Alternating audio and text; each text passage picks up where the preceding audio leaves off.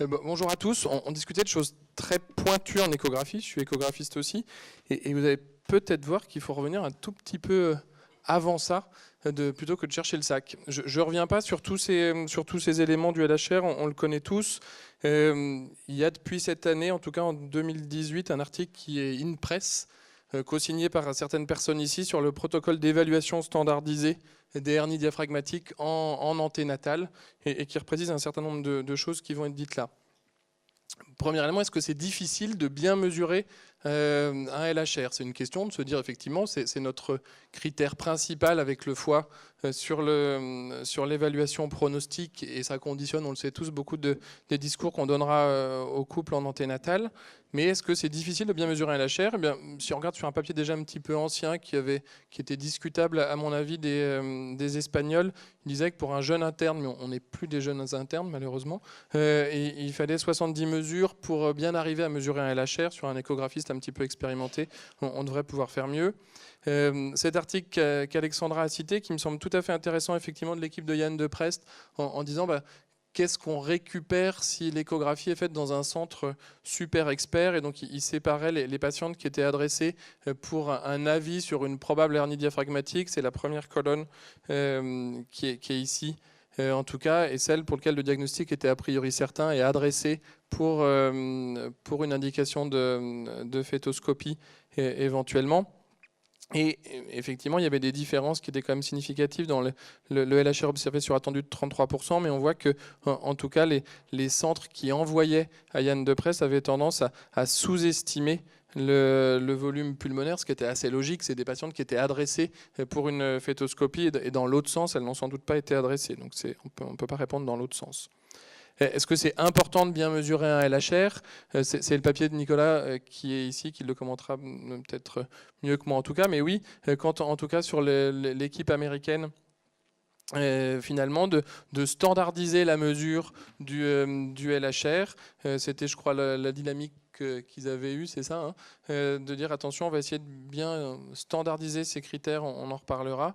Bien finalement ça a de l'importance sur l'évaluation. Ça ne change pas le pronostic évidemment, mais on évalue mieux un fœtus si on a standardisé sa mesure de LHR. Donc oui, c'est sans doute important de bien le mesurer.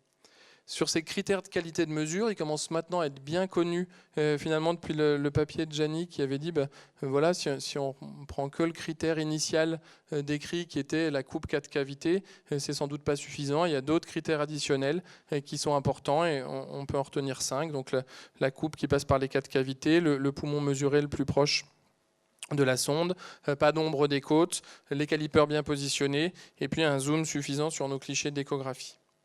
Et c'est ce qu'on avait déjà essayé de regarder une première fois en rétrospective sur juste notre CPDPN de l'hôpital Mère-Enfant à Lyon, en regardant comment les choses pouvaient se passer. On vous en avait parlé il y a 2 ans. Il y avait clairement des différences. On avait noté sur 100 à l'époque, mais il y avait clairement des différences entre les échographistes, avec des notes qui étaient différentes.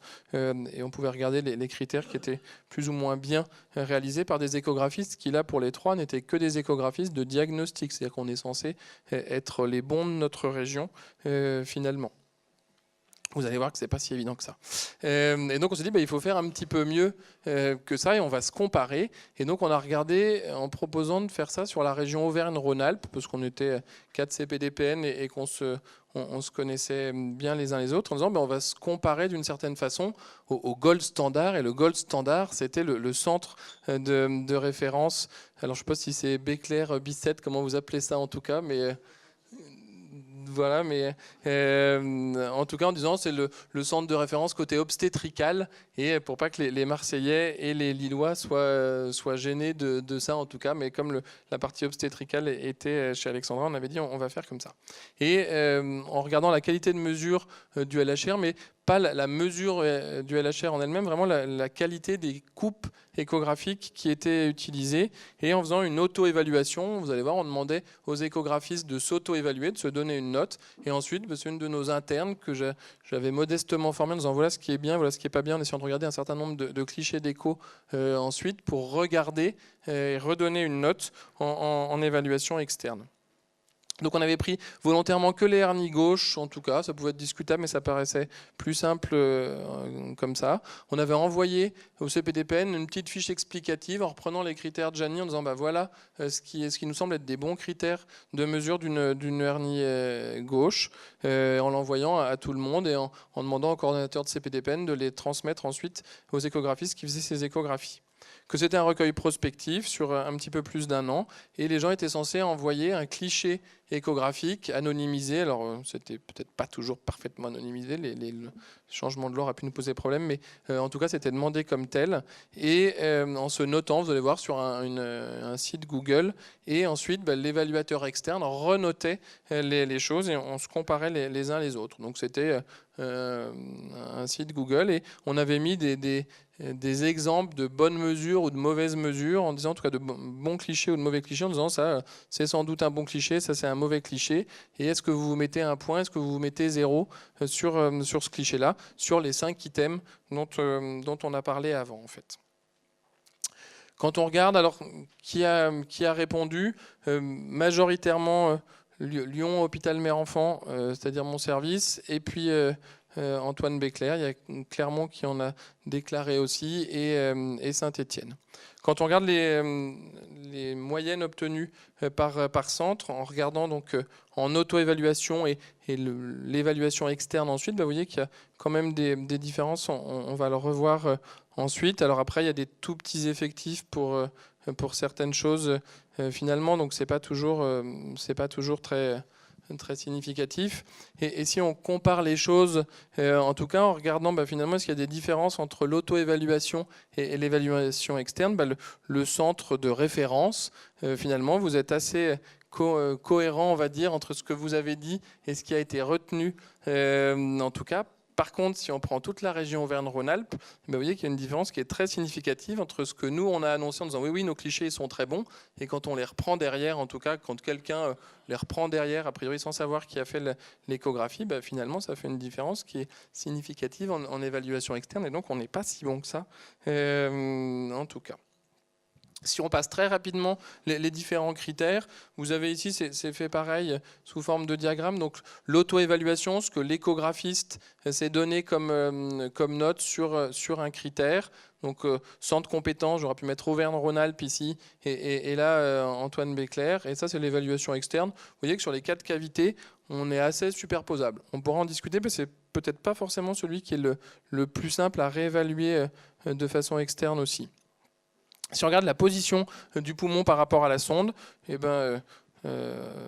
Béclair-Bicêtre, vous disiez on est bien, et effectivement la cotation externe disait oui, vous étiez bien, et puis en fait on était assez honnête en Auvergne-Rhône-Alpes, on avait dit on n'est pas bien, et on retrouvait pareil effectivement, oui c'est vrai, vous étiez pas bien. Le cône d'ombre, pareil, c'est des choses auxquelles visiblement vous faites bien plus attention que nous ensuite. Et par contre, vous voyez que nous, on avait dit, alors on n'a pas fait de pourcentage ou de calcul statistique, parce que ça faisait chaque fois des petits effectifs, ça n'a pas vraiment de sens malheureusement. On a dit, il y a à peine une vingtaine de cas malheureusement. Mais voilà, ça fait quand même une différence a priori. Positionnement des calipers, c'est pas inintéressant de voir qu'en tout cas pareil, nous on avait pensé qu'on était très bon, et en fait en évaluation externe pas tant que ça, mais de façon un petit peu surprenante chez vous, dans 40% des cas, en notant vos clichés, vous avez dit en fait non. Alors on n'a pas été très bon sur le positionnement des calipers, et l'évaluateur externe était assez d'accord pour ça, ce qui est peut-être un petit peu problématique si on prend le fait que c'est la seule valeur numérique et qui va être utilisée pour le LHR. Alors après, c'était très honnête, je crois que c'est Anne-Gaëlle qui a envoyé beaucoup de clichés aussi, elle pourra peut-être commenter après. Zoom suffisant, alors là, alors qu'on était meilleur finalement sur notre étude locale purement HFME, là vous voyez que vous zoomez bien, mais je sais pas, vous ne devez pas bien voir, vous êtes obligé de beaucoup zoomer. Alors nous, on a peut-être une meilleure vue, et en tout cas, on zoome moins, mais c'est quand même un petit peu embêtant. En conclusion, c'était pour essayer de se rendre compte des choses et faire une sorte d'EPP finalement. Est-ce que nous, ce que j'ai appelé centre expert, on se surestime ? Peut-être. Après, on n'était pas là du tout pour voir les valeurs de LHR et si ça avait une incidence sur le pronostic ensuite. Que vous, clairement, vous êtes plus reproductible. Et en tout cas, quand vous annoncez quelque chose, ça se vérifie ensuite de façon plus importante, c'est important. Et que ce qu'on peut regretter, c'est qu'il y a on a un petit nombre de cas, donc c'est difficile de tirer de grandes conclusions. Et puis sur 8 échographistes, avec des échographistes qui, certains en tout cas, je le sais pour mon centre, qui n'aiment pas du tout les hernies diaphragmatiques, et certains disent en disant là ça me gonfle quand je vois une hernie diaphragmatique, donc ils ne mettent peut-être pas le même intérêt que moi par exemple.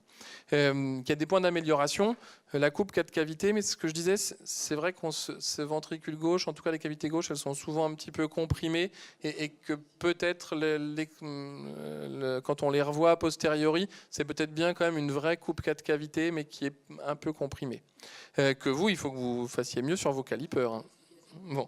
Et puis pour nous, tout le reste, il faut qu'on retravaille là-dessus.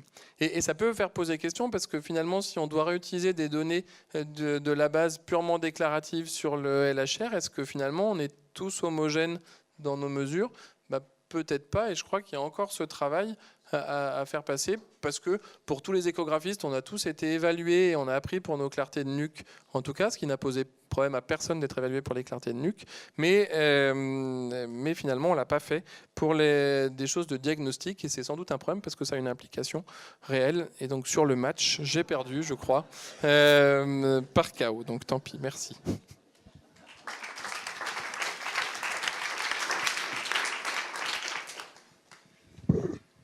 Peut-être répondre ? Merci Jérôme, c'est une étude super importante à faire qui montre que quand même on fait des progrès, parce que je pense qu'on aurait fait la même étude il y a 5-6 ans, ça aurait probablement été encore pire. Juste pour les calipers, j'ai quand même une toute petite excuse, c'est qu'en fait il faut tenir compte du mouvement, c'est-à-dire que quand on fait l'écho, il faut vraiment tenir compte de l'image qu'on avait quand l'image était mobile. Et très souvent, la paroi du cœur est prise dans la mesure. Et donc, quand on fixe l'image, c'est quasiment la même écogénicité entre le poumon et la paroi du cœur. Et donc ça, Julien Saada insiste beaucoup en disant vous surestimez les mesures en prenant systématiquement la paroi du cœur, qui est vraiment toute proche. Donc je pense que c'est aussi pour ça, c'est-à-dire que quand on reprend les images fixes, peut-être qu'on ne met pas les calipers parfaitement à l'endroit où, quand on voit l'image, on se dit tiens, mais ça, on aurait dû le compter, alors qu'en fait, c'est la paroi du cœur. Et ça, il n'y a que l'image mobile qui permet de faire la différence.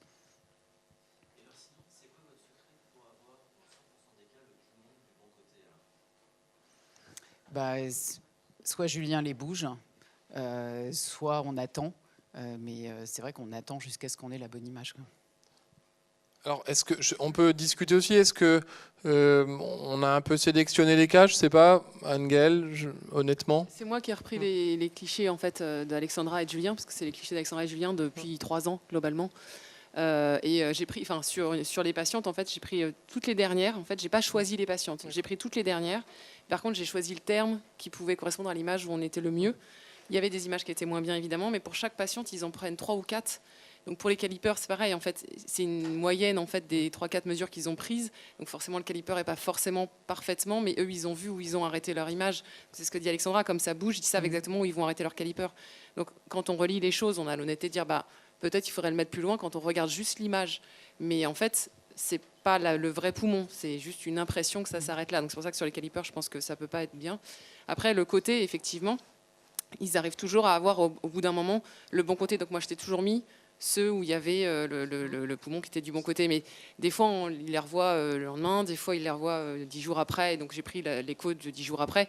On n'avait pas mis de fixe, un terme, tu sais, donc forcément, voilà. Oh, on t'a peut-être sorti les plus belles images un peu quand même. C'est le jeu aussi, je veux dire. Enfin. J'ai pas choisi les patients. J'ai vraiment pris en rétrospective à l'envers, de prendre toutes les dernières et de trouver une image bien pour chacune. Alors, on a servi de témoin pour une étude comme ça au Canada, dans le réseau NAFNet. Ils nous ont demandé aussi, donc eux, ils avaient par un système équivalent de TeamViewer, ils nous ont envoyé des images qu'ils nous ont demandé de noter. Et les résultats sont juste catastrophiques pour le Canada, quoi. C'est-à-dire que là, nous, on est vraiment très bon par rapport aux images du Canada. Le papier a été refusé dans Ultrasound, donc je sais pas où ils l'ont envoyé, là. Mais c'était impressionnant à quel point l'hétérogénéité était importante au Canada, beaucoup plus que ce que tu as montré là, quoi.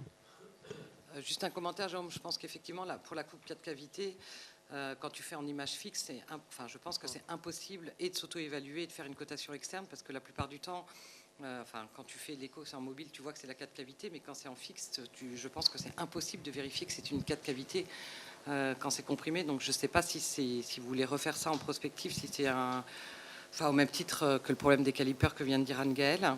Et l'autre chose, je pense vraiment que c'est pas, je pense que les centres de compétences sont moins bons en échographie, c'est que je pense, chez Alexandra, ils sont 2 ou 3 à le faire.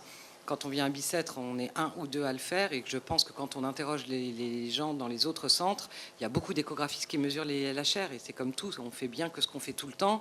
C'est une pathologie qui reste quand même assez rare. Et moi, je peux te dire, pour avoir fait, je sais pas, je connaissais rien au LHR, et avant qu'on s'associe avec Alexandra, comme elles accouchent à Bicêtre, moi je les vois, elles accouchent ici, donc je les fais tous. Il y a une courbe d'apprentissage et voilà, il faut être volontaire, il faut faire 15 clichés, 20 clichés, attendre, parce qu'on y arrive toujours du côté de la hernie, mais parfois ça prend une demi-heure, 3/4 d'heure, et que je suis pas sûre que dans chaque centre, chacun ait la même motivation. C'est pas un reproche, c'est juste un constat.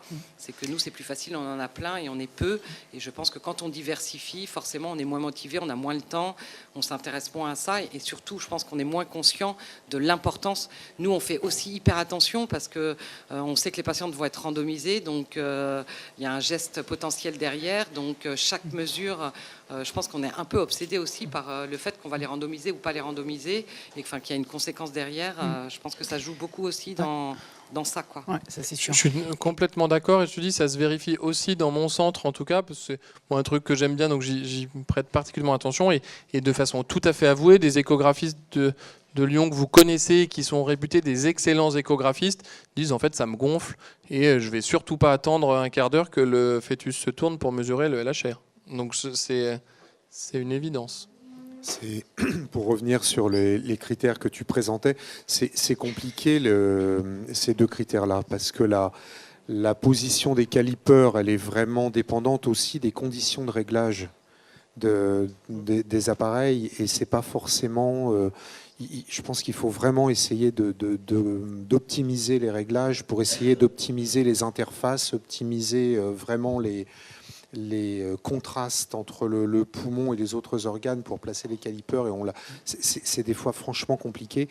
Deuxième chose qui est compliquée aussi, c'est cette histoire de 4 cavités, parce que tu as toujours, dans les hernies, surtout si elles sont un peu plus importantes, quand il y a un refoulement important du cœur, tu as une espèce de rotation sur l'axe du cœur qui se fait, puisqu'il est fixé par le médiastin et les gros vaisseaux.